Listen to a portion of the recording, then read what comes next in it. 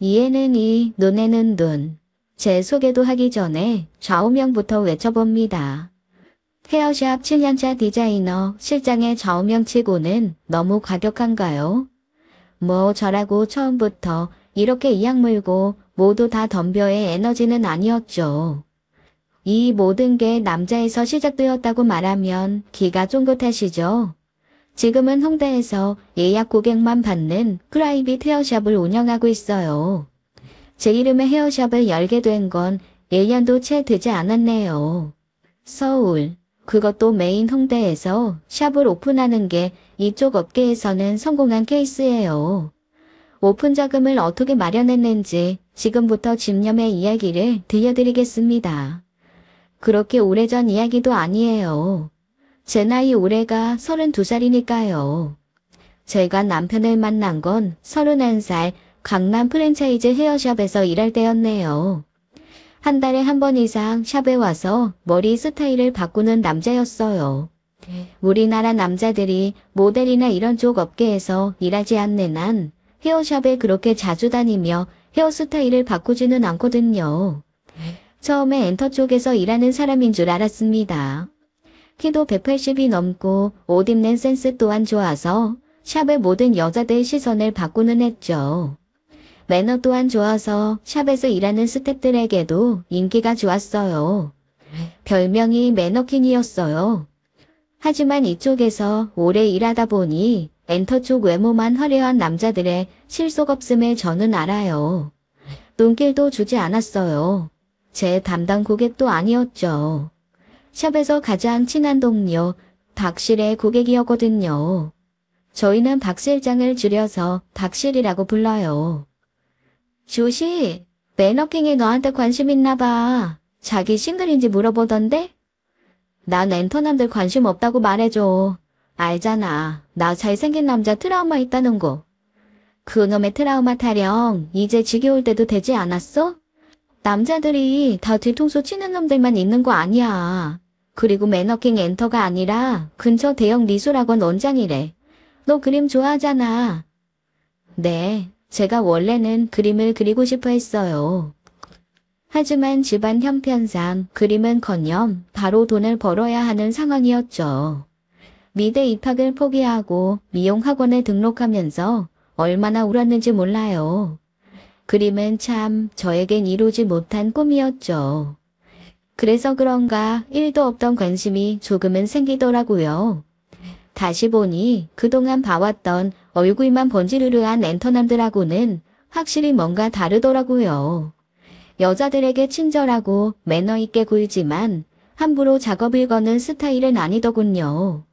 예약 고객들이 밀려서 9시 퇴근 시간을 훌쩍 넘긴 어느 날이었어요. 어씨들만 남아서 뒷정리를 하고 있었는데 그 매너킹이 급하게 들어왔어요. 죄송하지만 머리 샴푸만 좀 할 수 있을까요? 선반 물감통이 떨어져서 엉망이네요. 물감이 두피까지 스며들어서 시간이 좀 걸리겠네요. 아무래도 클리닉을 받으셔야 두피 손상이 적을 텐데 지금 마감 시간이라. 도시가 스페셜 예약으로 처리해 주시면 안 될까요? 예종의 직업병인데요. 손상된 머리를 보면 그냥 못 지나쳐요. 길거리에서도 지하철을 타도 카페에서 사람들을 보면 헤어부터 확인하는 버릇이 있어요. 물감을 뒤집어 쓴 매너킹을 그냥 돌려보낼 수가 없었죠. 어씨들은 퇴근하고 샵에 매너킹과 저만 남았어요. 이 시간에 샵에 혼자 남으면 분위기 괜찮겠는데요. 강남 시티브 야경이 너무 멋져요. 여기 야경이 그림 같죠? 주기용 실장님, 그림 좋아하죠? 제 이름을, 아니, 그림 좋아하는 건 어떻게 아세요? 박 실장님이 말 안 했어요. 제가 주 실장님 관심 있다고 여러 번 말했는데 박 실장님이 고급 정보를 좀 주셨죠. 하하. 이날 2시간 케어가 끝나고도 이야기가 끊이지 않았어요. 그림에 대한 이야기가 시작되었고 좋아하는 작가 이야기를 하다 보니 새벽이 다 된 거예요. 정말 남자를 만나면서 이렇게 이야기가 잘 통한 사람은 처음이었어요. 바로 썸이 시작되었고 긴 연애의 공백기도 끝이 났죠. 연애를 오래 쉬었던 만큼 그동안 못한 연애의 모든 로망을 채워나갔어요. 제 인생에서 정말 이렇게 행복해도 되나 싶을 정도였어요. 아무리 바빠도 매일 시간을 쪼개서 얼굴을 보고 이야기를 나눴습니다. 쉬는 날 맞추기가 정말 어려웠지만 미술관 전시회도 다녔어요. 그동안 남자에게 받은 상처와 트라우마를 회복시켜주는 남자였어요. 한번 열린 마음은 결혼까지 쭉 이어졌죠. 매너킹은 킹 남편, 아니 신랑감 킹이 되었답니다. 30대 중반의 나이에 강남에서 대형 입시 미술학원을 운영할 정도의 재력. 이 정도로만 알았어요. 자수성가형이라고 생각했는데 집안 자체가 의외로 많이 넉넉하더라고요. 그동안 고생한 스스로에 대한 하늘이 준 보답인가 했어요. 시댁에서 한쪽이 기울어진 혼인이라 눈치를 주실 만도 했는데 오히려 저를 너무 환영해 주셨습니다. 우리 집안에 아주 복덩이가 들어왔어요. 얼굴도 예뻐, 손도 야무져. 모자란 데가 하나도 없네. 기영아, 우리 아버님이 이렇게 좋아하시니 새아가는 그저 시할아버지께만 신경 쓰면 된단다. 그런데 막상 결혼식장에는 시조부는 감기가 걸리셔서 참석을 못하셨어요. 남편도 그랬지만 시부모님은 특히나 시조부, 그러니까 시할아버님께 꼼짝을 못한다고 할까요? 처음에는 좀 과하다 싶기도 했지만 신혼여행이 끝난 다음에 진짜 이유를 알게 되었네요. 결혼식장부터 신혼여행, 신혼집까지 모두 시댁에서 해주셨어요. 신혼여행은 일주일 동안 꿈을 그리던 하와이로 다녀왔습니다. 이 모든 게 꿈인가 싶을 정도로 행복했죠. 마지막 신혼여행 밤에 신혼집 수리가 하루 늦어진다는 문자를 받았습니다. 공항에서 바로 신혼집으로 들어가려고 했는데 안 되겠네. 자기야, 우리 삼성동 아버님 댁에서 하룻밤 자고 들어가자. 인사만 드리고 가면 되지. 서로 불편하게 삼성동에서 잠까지 자. 차라리 호텔 잡아서 편안하게 하루 더 쉬고 가자. 우리 기영이 와인도 한 잔 마시고 기절해서 푹 자고 일어나야 간만에 출근길이 가볍잖아. 왜? 결혼식까지 올렸는데 아직도 시댁에 못 가본 사람 나밖에 없을걸?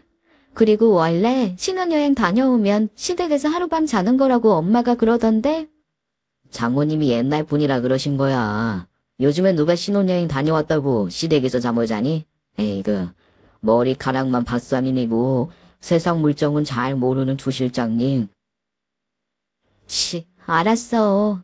난 어머님도 잘해주시고 아가씨하고도 얘기 많이 하고 싶어서 그런 건데 시댁에 가서 자겠다고 하는데도 말리는 남잔 당신밖에 없을걸.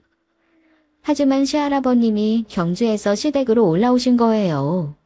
결혼식에 참석 못해 저를 못 본 게 너무 아쉽다고 제 얼굴을 꼭 봐야겠다고 하셨다네요. 상견례장에서 인사드린 게 처음이자 마지막이었으니 몇 달이 지나긴 했어요. 그때도 유난히 저를 예쁘게 봐주시긴 했습니다. 제가 어르신들이 좋아하는 인상이긴 했지만 유독 남편과 저의 결혼에 안심하는 눈치셨어요. 처음으로 방문한 시댁은 그야말로 큰 저택 같은 아파트였습니다. 말로만 듣던 100평, 방들이 하도 많아서 화장실 갔다가 거실로 나오려면 한참을 헤매야 했죠. 시어머니는 친절하게 집 구경을 시켜주시다가 구석에 있는 방 앞에서 멈칫하시더라고요. 새아가, 여기는 창고방인데 너무 지저분해서 난 부끄럽다.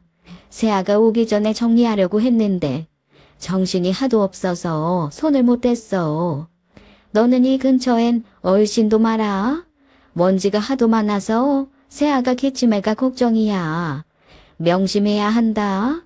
이 방문은 절대 열면 안 되는 거다. 아니 얼마나 지저분하면 이렇게 신신당부를 넘어 정말 큰일이 날 것처럼 말씀하시지? 의아한 마음이 들었지만 신혼여행에서 돌아온 새 신부가 해야 할 일이 너무 많았어요. 시할아버지는 특히 저를 마음에 들어 하시더라고요. 내가 문영이한테 조건 하나 걸었었다. 올해 안에 어여쁜 색시 데리고 오면 경주에 있는 땅 증여해주기로 말이야. 6개월 후에 칠순잔치 있는데 그때까지 잘 살고 있어야 한다. 집안 식구들이 시할아버지 말씀이라면 쩔쩔 매는 이유를 알았어요. 지금 살고 있는 100평짜리 아파트부터 그 많은 재산들이 다 할아버지가 주신 거였네요. 할아버지의 재산 규모가 상상을 초월한다고 합니다. 하지만 이런 집안일수록 아들에 대한 집착이 심하다는 소문을 들어서 내심 걱정이 되었죠. 아마도 남편이 장남이라 빨리 손주며느리를 맞이하는 게 조건이라는 걸 서비스업 눈치 백단으로 알 수 있었어요. 그래서 시부모님들이 조건 없이 결혼을 서둘렀나 봅니다. 자기야, 혹시 할아버지 증여 때문에 나랑 결혼 서두른 거야? 거짓말할 생각 마라. 내가 거짓말 탐지기인 거 알지? 우리 기영이한테 거짓말을 왜 하겠어. 결혼해서 예쁜 손주 며느리한테 땅을 주시겠다는데 마다하는 게 더 이상하지 않아? 그래서 우리 어머니도 기영씨 복덩어리라고 좋아하시는 거잖아. 저녁상을 정리하고 어린 시누이와 어머님 그리고 남편과 함께 술상을 차렸습니다. 언니, 신혼여행은 어땠어요? 아, 면세점에서 위스키 안 사왔어? 와인이나. 오빠, 혼자만 마시지 말고 좀 풀어놔봐. 새언니는 술은 좀 마시나요? 아가씨, 제 별명이 주기절이에요. 술주, 술 한 잔만 들어가도 기절한다 해서 주기형이 아니라 주기절이 든 거죠. 알코올 분해 효소가 없어서 술 한 잔만 마시면 바로 아웃이에요. 그래서 어릴 땐 무서워서 남자들을 잘 만나지도 못했어요. 오빠를 만나고 나서야 맘 편하게 와인 한 잔이라도 하게 된 거죠. 에이, 재미없네.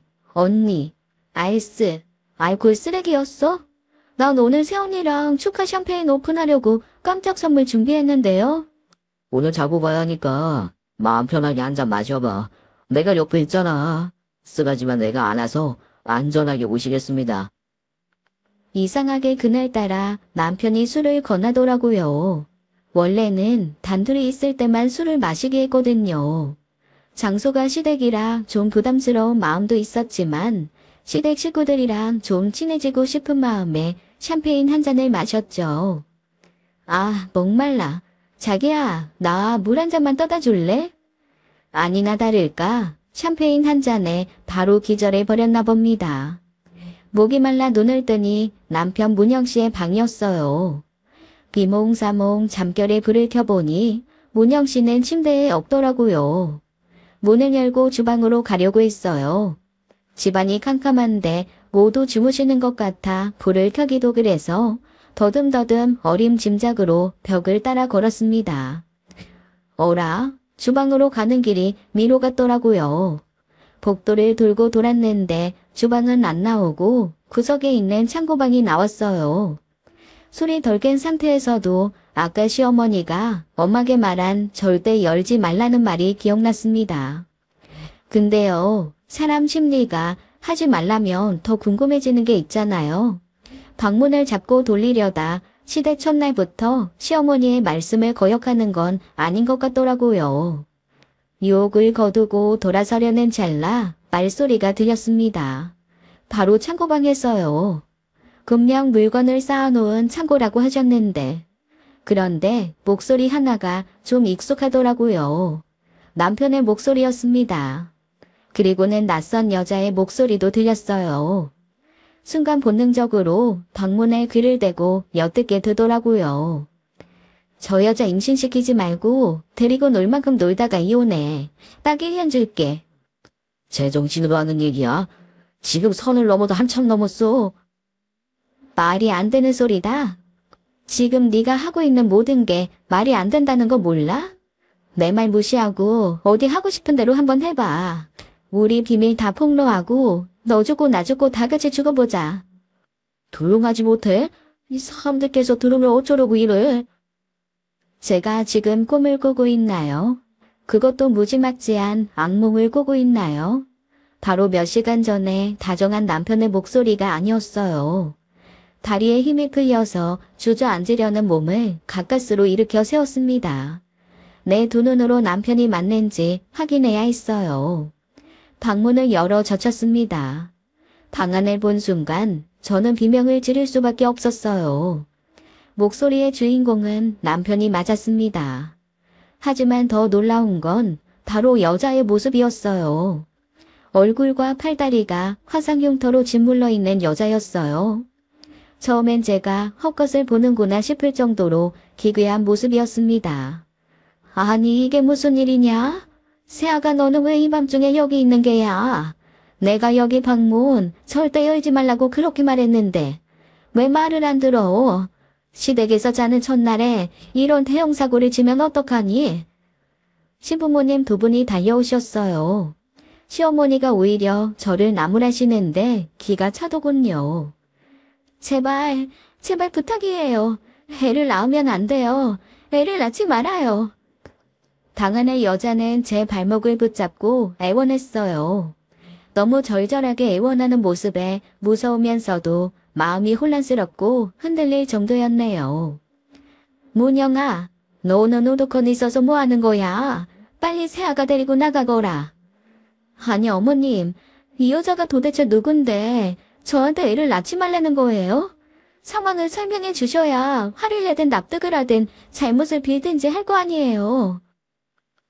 당신이 오해할 만한 상황인데 내가 나가서 다 설명할게. 이분 형수님이야. 다 사정이 있어서 그래. 흥분하지 말고 나가서 얘기하자. 형님이라니 도대체 무슨 소리야? 자기한테 형이 있었어?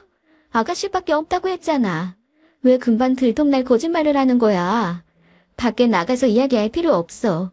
여기 모든 식구들이 있는 데서 설명해. 아니, 새 아기는 무슨 고집이 이리 세다니? 아버님 계시기 전에 빨리 나가지 못해? 이러다간 온 집안 식구 다 깨우겠다. 남편은 저를 끌다시피 데리고 나갔습니다. 차로 가서 조용히 이야기하자고 하더군요. 남편은 제 손을 잡더니 자신의 얼굴에 가져다 댔어요. 자기한테 진작에 말하고 싶었지만 우리 가족의 아픈 상처라. 나도 말하기가 두려웠어. 내가 자기한테 비밀이 없다는 거 알잖아. 사실 나한테 형이 있었어. 아까 그 여자분 형수님이 맞아.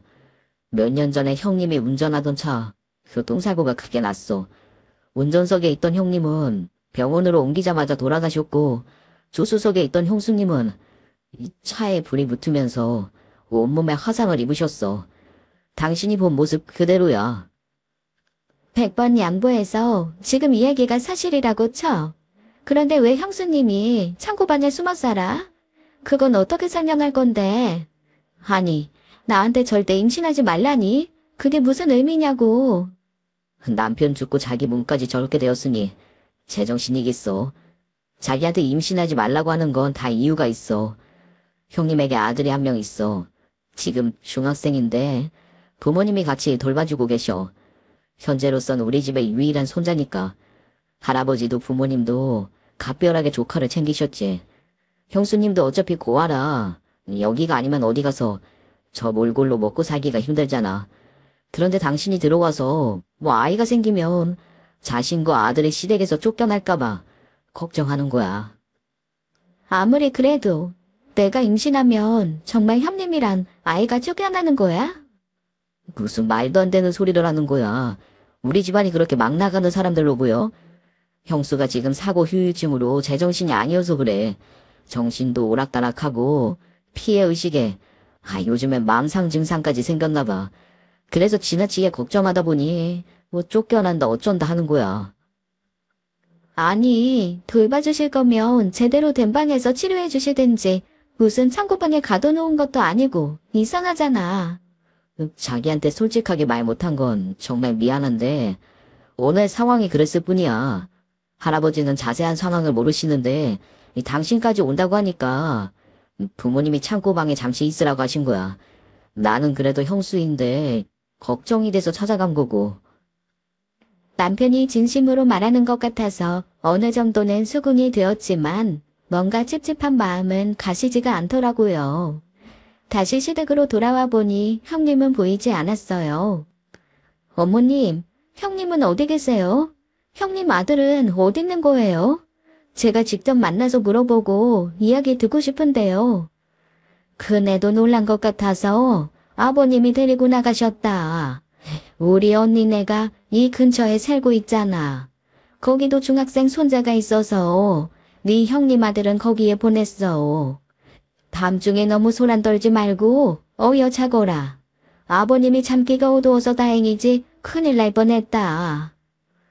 말은 저렇게 하셨지만 남편도 시어머니도 시아버지도 그 형수라는 사람도 무엇인가를 숨기고 있다는 느낌이 들었어요. 하지만 그 자리에서 더 캐묻는다고 뾰족한 수가 생기는 것도 아니라서 일단은 잠자리에 들었습니다. 남편은 제게 탈베개를 해주며 포옹을 하려고 했지만 저는 이상하게 소름이 돋아 등을 대고 누웠어요. 그렇게 잠들 수 없는 시댁에서의 밤이 지나갔습니다. 겉으로는 평온한 신혼집에서의 신혼생활이 시작됐어요. 남편은 언제 그랬냐는 듯 예전에 다정하고 스마트한 남자로 돌아왔어요. 오히려 예전보다 더 세심하게 챙겨주고 깜짝 이벤트로 나를 즐겁게 해줬죠. 저녁 예약이 걸린 날이면 제가 좋아하는 스시며 튀김을 잔뜩 사들고 샵으로 와서 고객들과 스태프들의 부러움을 받았습니다. 주식, 저런 대박 남편 알아본 건 바로 나라는 거 잊지 말아라. 핸드백 하나로는 좀 부족한 거 아니야? 매너킹, 학원 홍대 2호점도 오픈한다며? 얼굴도 잘생겨, 매너도 좋아, 돈도 잘 벌어, 시댁도 빵빵해. 빨리 임신해서 사모님으로 들어앉아. 힘들게 일하지 말고. 그러게, 이참에 임신해서 팔자 좀 펴볼까? 근데 자꾸 이상한 생각이 든다 요즘. 그러고 보니 요즘 좀 이상하다. 이 얼굴에 스며든 흔적은 무엇인고? 고개 겨우와 몸부림치는 흔적? 너는 모른다. 인생이 결코 만만하지가 않다. 내 인생 너무 쉽게 풀린다 했어. 남편이 아무리 잘해줘도 마음 한편에 남은 물음표가 지워지지는 않더군요. 자기야, 내가 생각을 아무리 해봐도 이상해. 형님이 있다는 걸 나한테 특별히 숨길 이유가 없잖아. 지난번에 계속 설렘했잖아. 그렇게도 나를 못 믿어. 형수님 몰골이 평범한 사람이 보기에 기이하잖아. 오래 보고 지낸 식구들도 볼 때마다 깜짝 놀랐는데 결혼 앞두고 뭐하러 굳이 흉한 꼴을 보여. 아니, 우리 처음 만날 때부터 당신 형 없다고 했잖아. 그때 그냥 돌아가셨다고 말해도 됐잖아. 그럼 형님 이야기도 자연스럽게 할 수 있는 거고. 형님이 그렇게 된 건 사고 때문이지 형님 탓이 아니잖아. 형, 우리 집 장남이었어. 할아버지 기대도 한 번만 받았고 그런 형이 사고로 떠난 것 자체가 우리 집에서는 건드리면 안 되는 금기였어. 아직 상처가 아물기 전이라서 그랬어. 시간이 지나면 괜찮아지겠지. 자기가 좀 이해해주면 안 될까? 우리 사이가 이 문제만 빼면 너무 완벽한데 자기가 계속 이 문제에 집착하니까 나도 이제 좀 불편해지려고 하네. 남편이 이렇게까지 말하는데 계속 해물을 수는 없더라고요. 저도 이 문제는 그만 잊고 헤어샵 일에 충실했죠. 하지만 이 평화도 잠시였어요. 오전 일찍 예약 손님 때문에 집을 나서는 길이었어요. 자동차 문을 열려고 하는데 누가 뒤에서 제 이름을 부른 거예요. 멀리서 보니 검은색 모자를 눌러쓰고 그 위에 다시 후드티를 뒤집어 썼더라고요. 그리고 선글라스에 마스크까지 착용해서 도저히 누군지 알아보지 못했습니다. 순간 좀 무서운 느낌이 들기도 해서 자동차 문을 열고 빠르게 시동을 걸었어요. 그런데 그 사람이 차창을 두드리는 거예요. 그리고는 선글라스를 벗는데 형님의 일그러진 눈 주위가 보이더군요. 아니 형님, 이 시간에 여기까지 웬일이세요? 밤중에 한 번밖에 못 봤는데도 단박에 알아보네. 내 몰골이 좀 세긴 하지? 내가 동서한테 긴히 의논할 일이 있어서 왔어. 날 도와줄 사람이 이 집안에서 동서밖에는 없어. 원래 일에 있어서는 어떤 상황에서 프로페셔널하게 대처하는 저였지만 그날은 어쩔 수 없이 친구 박실에게 예약 손님을 부탁하고 형님을 차에 태웠습니다. 사실 그동안 직접 대면해서 물어보고 싶은 것도 많았거든요. 무슨 일이신데요? 저도 형님에게 궁금한 점이 많아요. 그날은 내가 놀라게 해서 미안해. 하지만 나도 궁지에 몰리니 어쩔 수 없었어. 동서가 온 날부터 아들을 볼 수가 없어. 아마 어머님이 무슨 수를 쓰시는 것 같아. 시모님 댁에 있다고 하는데 아들이 연락이 되질 않아. 너무 불안해 죽겠어. 형님, 형님이라고 불러도 되죠? 아들 이름도 제가 몰라요. 죄송해요. 당연하지 동서. 우리가 보통 인연이 아니거든.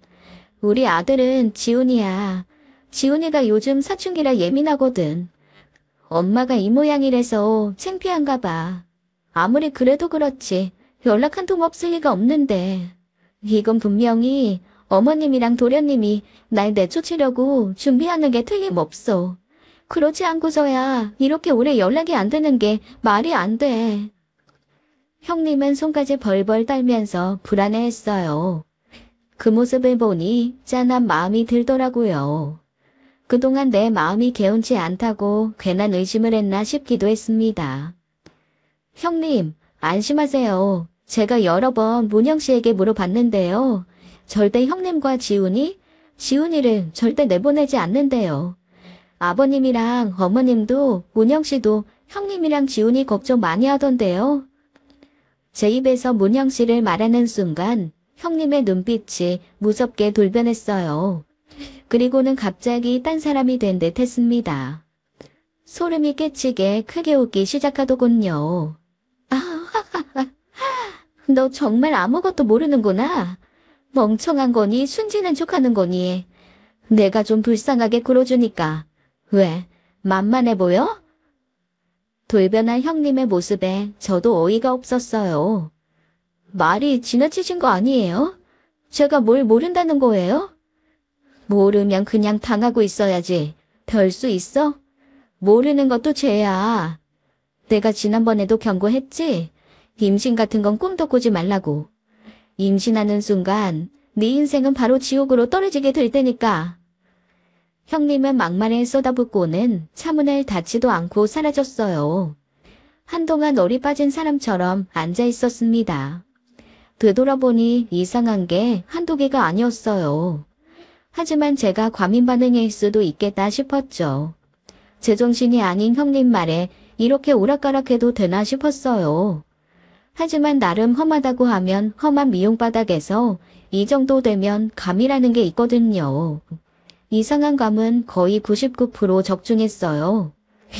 유일하게 이상함이 안 느껴진 게 남편이었는데 남편을 제외한 시댁 식구들은 첫날부터 과하게 친절했거든요. 우선은 이상하고 꺼림칙한 시댁 식구들을 좀 파헤쳐 봐야겠다 결심했습니다. 저는 오픈날마다 시댁을 찾아갔어요. 그때마다 또 남편은 어떡하든 시간을 맞춰 같이 가주더라고요. 남편의 식구들을 의심하는 게 좀 미안하긴 했지만 저는 진실을 알고 싶었습니다. 요즘 우리 새아기가 집에 자주 오는구나. 나야 좋지만 신혼인데 둘이서 시간을 좀 자주 보내야 하지 않겠어? 지난번에 형님이 집 근처까지 찾아오신 일도 있고 저도 형님이랑 좀 친해져야겠다 싶어서요. 남편과 시모는 당황스러운 기색이 역력했습니다. 저는 모르는 척 형님을 찾았어요. 제가 온다는 것을 알고 아버님이 형님과 함께 나간 것 같았습니다. 저는 살짝 형님의 창고방에 들어가 겉옷을 옷걸이에 걸어놨어요. 마침 들어온 어린 시누이와 술상을 차렸습니다. 언니, 요즘 술이 늘었어요? 얼마 전에는 집에 와도 바로바로 가더니 이제 아예 술상을 차리네요. 나랑 술 마시는 거 재미있지? 이 집에서 유일하게 해맑은 시누이가 있어서 다행이었어요. 제 염탐에 바람막이가 필요했거든요. 늦게 배운 도둑질이 무섭다고 하잖아요. 이제 2잔은 마셔야 기절할 정도는 됐어요. 좋았어. 오늘은 제가 MZ들의 최애 칵테일 얼그레이 하이볼 만들어줄게요. 새언니한테 살살 가르쳐. 너처럼 주당으로 만들지 말고. 역시 이날도 남편은 저를 말리기는커녕 편히 술 한잔 마시고 잠들면 집으로 모시고 가겠다고 하며 자신은 술을 마시지 않더라고요. 저는 하이볼을 마시는 척하면서 준비해둔 그릇에 뱉어냈습니다. 한 잔을 마시고는 취한 척 연기를 했어요. 자기야, 아가씨가 위스키를 많이 넣었나 봐. 한 잔 마셨는데도 어지럽다. 난 들어가서 자도 될까? 우리 오늘 자고 가도 되지? 그래. 할 수 없지 뭐. 걱정하지 말고 자고 있어. 시간이 얼마나 지났을까요? 남편이 방으로 들어와서 제가 잠들었는지 확인하더라고요. 저는 완전히 기절한 척 했습니다. 남편이 옆에 누워서 잠을 청하는 것 같았는데 시어머니가 들어오셔서 남편을 데리고 나갔어요. 시간이 꽤 지났는데도 남편이 돌아오지를 않았습니다. 궁금해서 찾아보려고 일어났는데 현관문 열리는 소리가 들리대요. 아마 아버님과 형님이 들어오는 소리 같았어요. 저는 다시 방으로 들어와 자는 척 눈을 감은 채 밤을 새웠습니다. 남편은 새벽에야 다시 방으로 들어와 제 옆에 눕더라고요. 다음날 저는 휴가를 냈어요. 남편은 미대 실기가 얼마 남지 않아서 정신이 없었어요. 남편을 출근시키고 샵에 있는 친구를 불렀습니다. 어제 시댁에 입고 갔던 외투에서 소형 녹음기를 꺼냈어요. 형님이 있는 창고방에 걸어두었던 외투였는데 제가 아무도 몰래 녹음기를 넣어두었거든요. 천하의 주기영이 왜 벌벌 떨어? 놀라봐. 확인해보자. 아무것도 없을 수도 있잖아. 처음에는 아무 소리도 들리지 않더라고요. 하지만 방문을 여는 소리가 들리고 시무와 남편 형수의 목소리가 들렸습니다. 너 새아기한테 들키면 어떡하려고 자꾸 여기를 들락거리는 거야? 내가 큰애랑 안 마주치게 하려고 네 아버지랑 아주 쇼를 하고 있다. 엄마가 좀 알아서 형수 좀 정리해주면 안 돼? 할아버지 칠순까지는 기영이가 알아서 안 되는 거 알지? 형이 증여받은 할아버지 유산 이번에 바꾸지 않으면 다 형수한테 결국 떨어지는 거 알지? 애초에 네가 형수랑 붙어먹지만 않았어도 네 사달이 나지 않았을 거 아니야. 세상 천지 바람 피울 여자가 없어서 형 여자와 바람을 펴? 지나간 얘기를 해서 뭐해. 사실 엄마도 형보다는 내가 유산을 받아야 좋은 거 아니야. 형 죽고 나니까 그 재산이 몽땅 형수랑 지훈이한테 가버렸잖아. 지나간 이야기 해서 뭐하냐. 네 형수 입단속이나 잘해. 걔가 입 여는 순간 우리 집안은 다 폭망이야. 아버님이 절대 용서하시지 않으실 거다. 독한 년, 시동생이랑 바람나서 남편까지 저 세상으로 보냈으면서 그걸 빌미로 우리를 협박해? 난 이제 저 여자 얼굴만 봐도 소름이 끼친다고. 손끝 하나도 닿기 싫어. 적당히 어르고 달래서 아파트 하나 줘버리고 끝내자. 나 이제 기영이랑 잘 살고 싶다고. 바로 형님의 목소리가 들리더군요. 아버님이 바람 쐬자 해서 나갔다 왔더니 이게 누구야? 우리 서방님 아니신가? 말 조심해. 지금 제정신이야? 지금 정신을 차려야 할 건 바로 서방님 아니신가? 지금 내가 말 한마디 열면 네 와이프도 시할아버지 땅도 다 날아가는 거 알지? 큰 소리 칠 때가 아니야. 엎드려서 빌어도 모자랄 상황이라고. 알았어. 알았다니까. 형수님 먼저 이상한 소리를 하니까 그렇잖아. 형수? 언제부터 형수야? 자기 나 사랑한다고 했잖아. 쟤는 그냥 데리고 놀다가 치워버리기로 했잖아. 왜? 어린 여자랑 자니까 나 같은 건 이제 보기도 싫어? 내가 정말 더는 못 참겠다. 큰애 너도 지훈이 봐서라도 이제 정신 좀 차려. 이제 문영이 결혼해서 아내가 있는 몸이야. 조금이라도 문영이를 생각하면 이렇게 협박하면 되겠니? 임신만 해봐. 진짜 가만두지 않을 거야. 이 집안에서 장소는 우리 지훈이 한 명이야. 이것만 명심하라고. 어머님도 이상한 꼼수 부리지 마세요. 지훈이 어머님 손자예요. 이러봐라 기영이 깨견물. 목소리 좀 낮춰. 엄마도 그만하시고요. 녹음된 내용을 다 듣고 나서 친구와 저는 서로 마주보고 아무 말도 못했어요. 그 어떤 상상을 해도 이보다 더한 쓰레기들은 없겠다 싶더라고요. 형님이 사고가 나기 전부터 남편과 형님은 바람이 난 상태였어요. 한마디로 자기 형의 아내와 바람을 피운 개쓰레기였던 거죠. 그것을 안 아주버님과 형님은 차에서 크게 싸우다가 사고가 났습니다.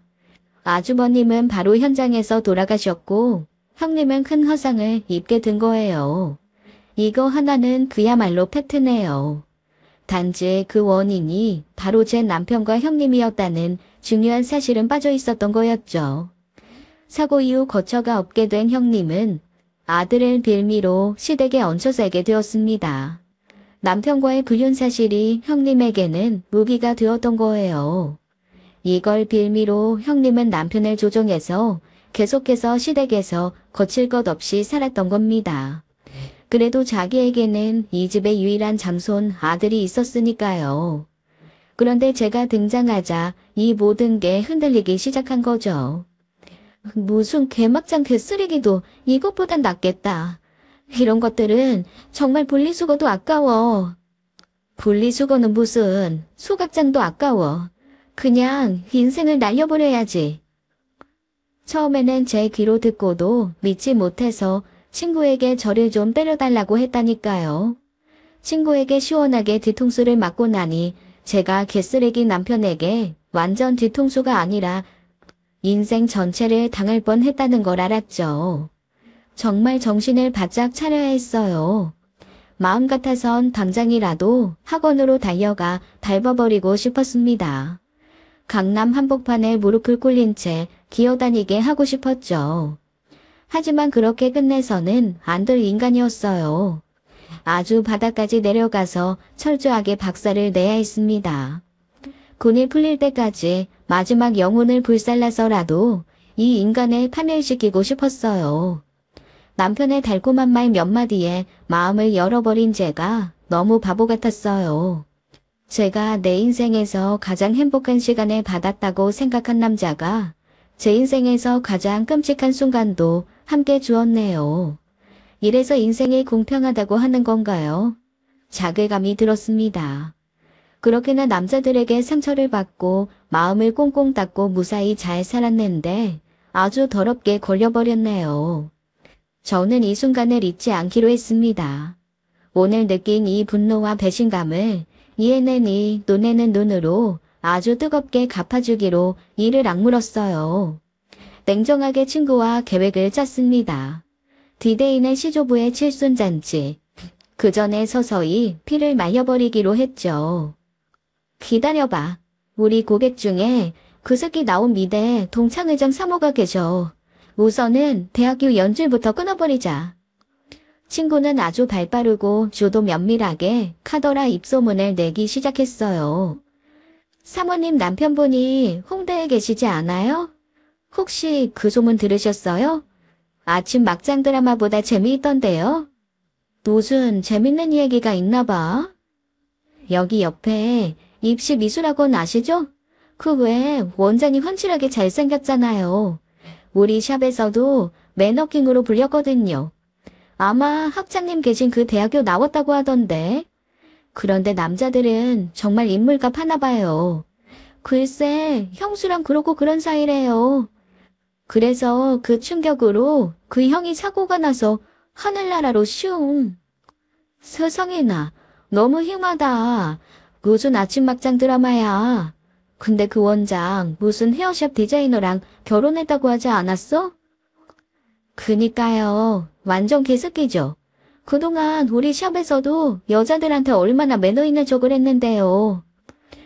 강남 사모님들이 다니는 헤어샵의 카더라 소문이 가지는 위력은 거의 공개된 전단지급이랍니다.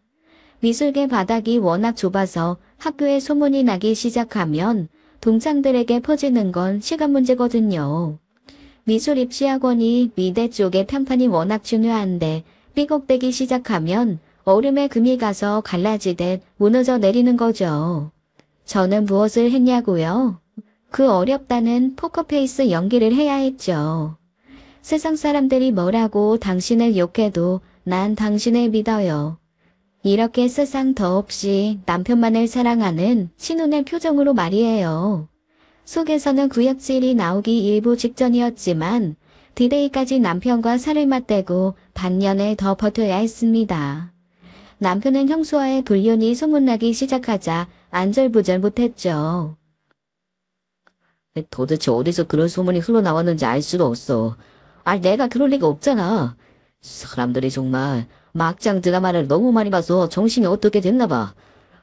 어디를 가도 수군거리는 것 같아서 학원 근처 편의점도 못 가겠어. 남편의 피해자 코스프레 정말 오지더군요. 내 마지막 펀치 맞기 전에 벌써 나가 떨어지면 안 된다. 어디서 벌써 힘들다고 엄살 떨고 난리 부르스를 주냐? 그러게 우리 자기 불쌍해서 내가 너무 마음이 아프다. 아니 어떤 미친놈이 형님 와이프랑 그것도 나이가 한참이나 많은 형수랑 바람을 피겠어. 안 그래? 이 소문 어머님 아버님이 들으시면 속상하시겠다. 아니 설마 할아버지한테까지 들어가면 어쩌지? 남편은 할아버지 귀에라도 들어갈까 전전긍긍. 결국 탈모가 시작, 머리카락이 빠지기 시작하더니 원형 탈모증으로 정수리에 완벽하게 구멍이 뚫렸습니다. 세바스찬 수도승 머리 저리 가래가 되었네요.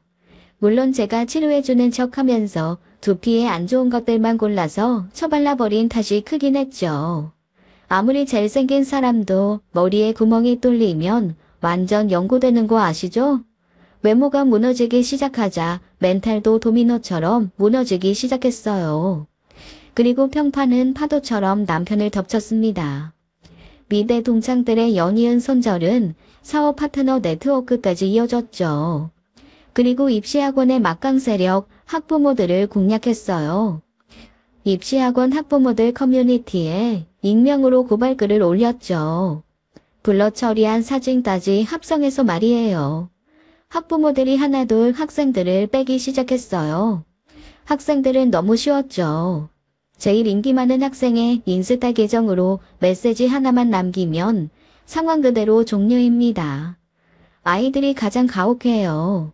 아예 대놓고 더럽다고 무시하며 학원을 나가버리더라고요. 홍대에 새로 오픈한 학원은 은행 융자에 친구들 투자까지 받아서 대대적인 규모로 오픈했어요. 그만큼 타격이 심했겠죠. 친구들은 하루가 멀다 하고 투자금 회수를 압박했죠. 은행 이자를 갚지 못하자 은행에서는 결국 차압 통제까지 받게 되었죠. 강남 학원에서 반토막 난 수익이 결국 은행으로 다 들어가 버렸어요. 자기야, 내가 당신 볼 면목이 정말 없다. 그래도 할아버지 칠수만 되면 나한테 형 유산의 반을 주신다고 약속했으니까 너무 걱정하지 마. 자기랑 곁에서 있어서 이거 얼마나 다행인지 몰라. 정말 걱정이야. 이러다가 내 월급까지 차압 들어오는 거 아니야? 아니 그보다도 우리 신혼집부터 명의를 내 걸로 돌려놓는 게 낫지 않을까? 믿고 의지하던 주변 지인들이 모두 손절하고 떠나니 기댈 데는 저밖에 없었죠. 그렇게 신혼집 아파트는 일단 제 명의가 되었습니다. 디데이가 다가오기 전 남편을 위해 준비한 마지막 선물이 있었죠. 남자의 자존심이 뭐겠어요? 바로 낮저 밤이. 비록 낮에는 비참해도 밤에는 살아있고 싶은 게 본능이죠. 자기야, 나 오늘 밤 위로 갖고 싶다.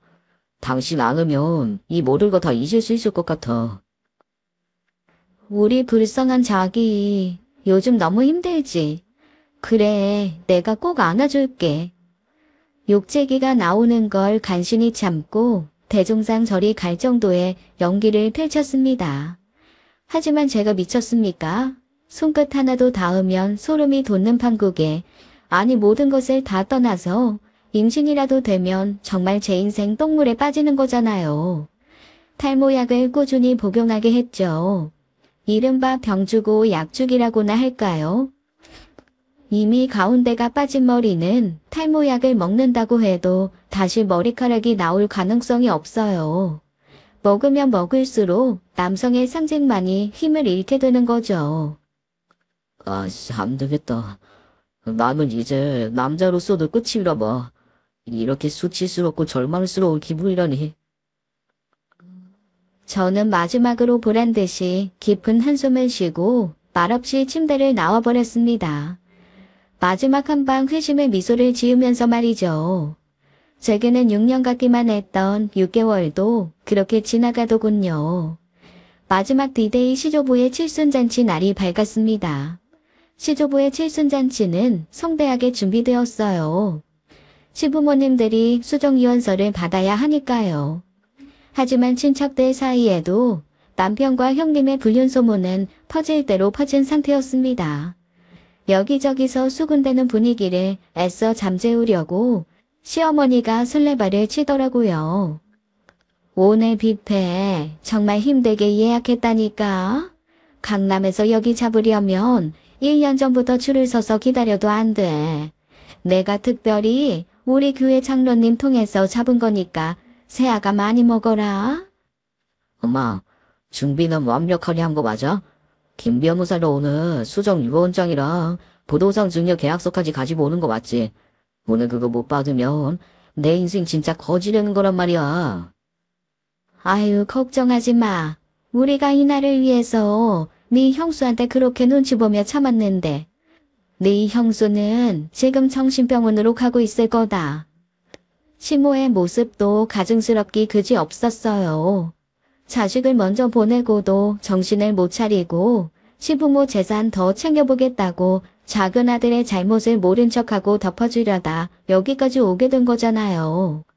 이 꼴도 이제 몇 분 뒤면 다 공중분해 될 거라서 마음껏 떠드세요의 심정으로 보고 있었습니다. 녹취된 파일을 축하 영상 음향기기에 몰래 연결해 놓고 타이밍을 노리고 있었어요. 시할아버님이 변호자를 대동하고 드디어 나타나셨습니다. 모두들 콩고물이라도 떨어질까 시할아버지를 보자 눈도장을 찍으려고 하더군요. 그 중에 유독 눈에 띄는 인간이 남편이었어요. 왜 안 그렇겠어요? 이미 홍대학원은 은행 소유가 되었고 학생들이 썰물처럼 빠져나간 강남점도 월세가 밀려서 이제 길거리에 나앉게 되었으니까요. 때마침 가족들 사진첩 영상이 프로젝트 화면에 나오기 시작했어요. 남들 보기엔 참 단란하고 화목한 가족이네요. 저 사진들 속에 저는 또 얼마나 많이 등장하는지요. 큰아들네 사진이 삭제되었으니 남편과 저의 결혼식 사진으로 도배를 했더라고요. 사진들을 보고 있자니 배신과 분노의 감정이 머리끝까지 치밀어 올랐어요. 이제 마지막이다, 이것들아. 녹음 파일의 플레이 버튼을 누르기 전에 녹음과 마이크를 잡아채버렸습니다. 아니, 형님이 머리를 산발한 채로 더 기괴해진 모습으로 나타났어요. 소문은 사실이다. 사람들은 처음에는 형님을 알아보지 못하고 웬 미친년이 들어왔나 했어요. 빨리 끌어내라고 큰 소리가 오고 갔어요. 그러자 형님이 저를 가리켰습니다. 그리고 시모 옆에 서 있는 남편을 가리켰어요. 제가 이 집안의 맏며느리입니다. 하지만 저와 사랑한 사람은 저기 둘째 아들입니다. 제가 먼저 저 사람을 차지했다는 말이에요. 그러니까 저 자리에 서 있어야 할 사람은 바로 저라고요. 형님은 절규하듯 소리를 질러댔어요. 참네. 저 여잔 정말 끝까지 민폐구나. 쓰레기 같은 놈, 너에게 줘도 아까울 거 없지만 내 복수의 피날레까지 가져가면 정말 곤란하다고. 마지막 활용 정점은 내가 찍을 거라고. 사람들은 그제야 사태 파악을 하고 웅성대기 시작했어요. 여러분, 제가 사고 이후로 제정신이 아니에요. 완전히 미쳐서 오늘도 정신병원에 입원시키고 왔는데 어떻게 탈출을 했나 봐요. 너무 죄송합니다. 사고로 남편을 잃더니 정신까지 놓아버리고 이제 남편이랑 둘째를 구분도 못해요. 아이고, 우리 남은 지훈이는 어째야 되는지. 제가 정말 우리 지훈이 생각만 하면 억장이 무너져요. 저를 능가하는 시모의 연기에 사람들은 또 깜빡 속아 넘어가네요. 사회자가 분위기를 수습하려고 마이크를 드는 순간 저는 음향기기에 연결된 녹음 파일 플레이 버튼을 눌렀습니다. 영상에는 여전히 평화로운 가족 사진들이 돌아가고 있었어요. 그 영상 위로 남편과 시모, 형수의 도끼 서린 말들이 울렸습니다. 일시정지. 모두가 숨을 죽이고 흘러나오는 내용에 턱을 떨어뜨렸어요. 자신들의 귀로 들어도 믿기 힘든 내용이긴 했죠. 먼저 시조부님이 일어섰습니다. 지탱하던 지팡이로 남편을 내리쳤어요. 그리고 시아버지, 시어머니가 차례대로 쓰러졌습니다. 이것들한테 줄 땅과 돌은 한 푼도 없을 줄 알아. 시할아버지가 변호사를 데리고 나가자 친척들이 줄줄이 일어나서 소리를 질렀습니다. 쓰러진 남편에게 달려들어 뺨을 갈겨댔어요. 저는 한 발짝 떨어져서 그 광경을 바라봤습니다.